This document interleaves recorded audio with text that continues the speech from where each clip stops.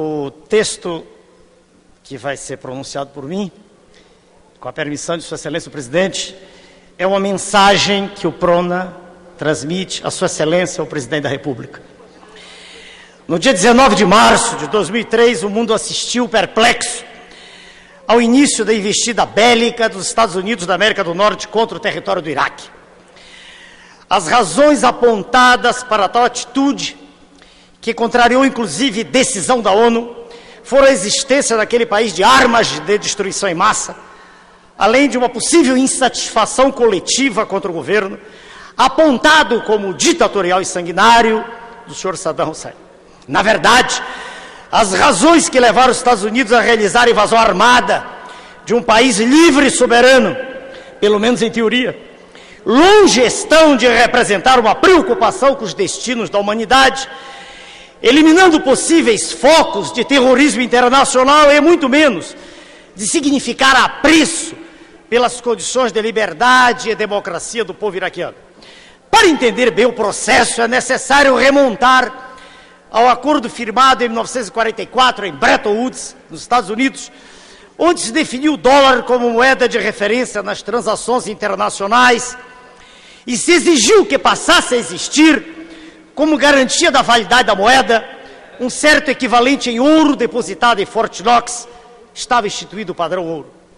Em 71, o presidente Nixon rompeu as regras estabelecidas em Bretton Woods e a emissão da moeda americana passou a ser feita segundo os interesses daquela nação. A partir daí, então, os Estados Unidos passaram a ser a casa da moeda do mundo. Mais recentemente, com o advento e explosão da informática, deixou de ser necessária até a emissão de moeda.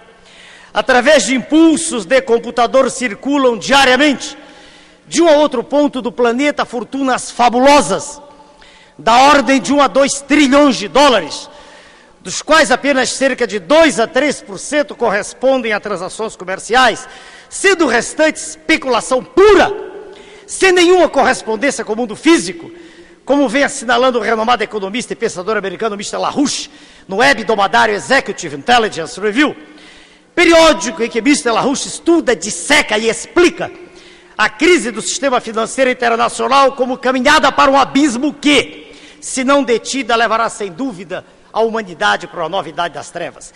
Esse é o império do dinheiro falso, do papel pintado, que não tem coisa alguma a ver com a realidade do mundo físico.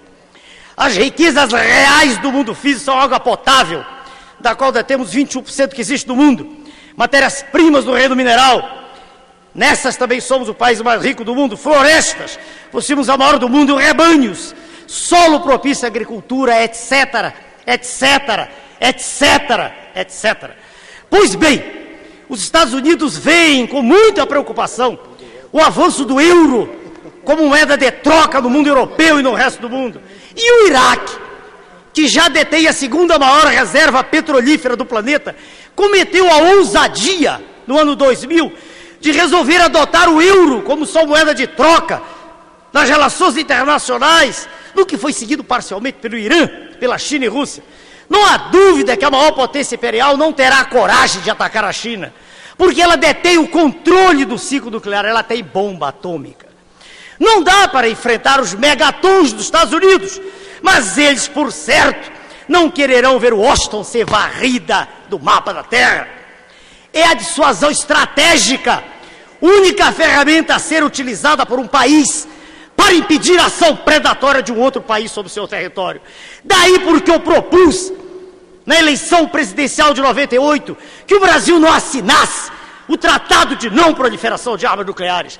Fui achincalhado, vilipendiado por grande parte da imprensa brasileira, antinacional, apodrecida, em franca decomposição, que se apraz com o Estado servil, em que se encontrava e ainda se encontra o governo brasileiro de joelhos no cenário internacional.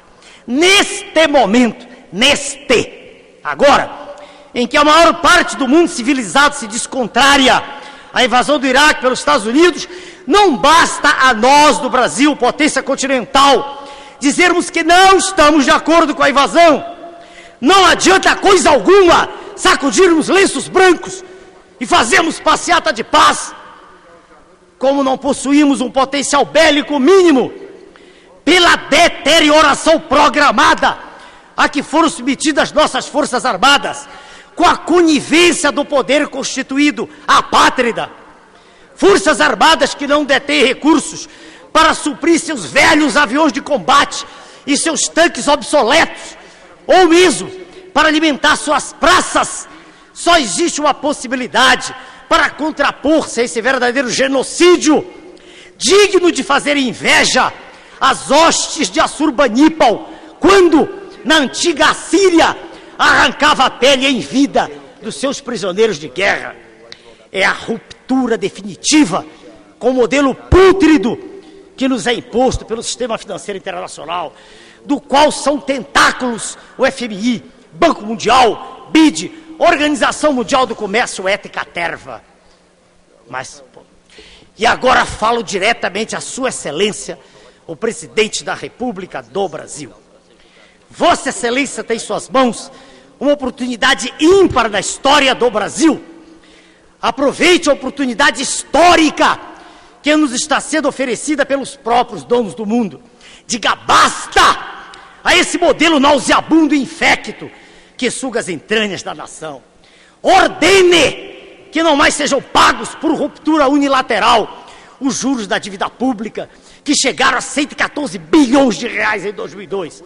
Vossa Excelência estará assim criando condições de sobrevivência para brasileiros que não têm mais esperança de futuro com dignidade, uma vez que todo o resultado do seu trabalho, toda a produção nacional, tudo se esvai como uma flor que se estiola. Isso tem que ser feito.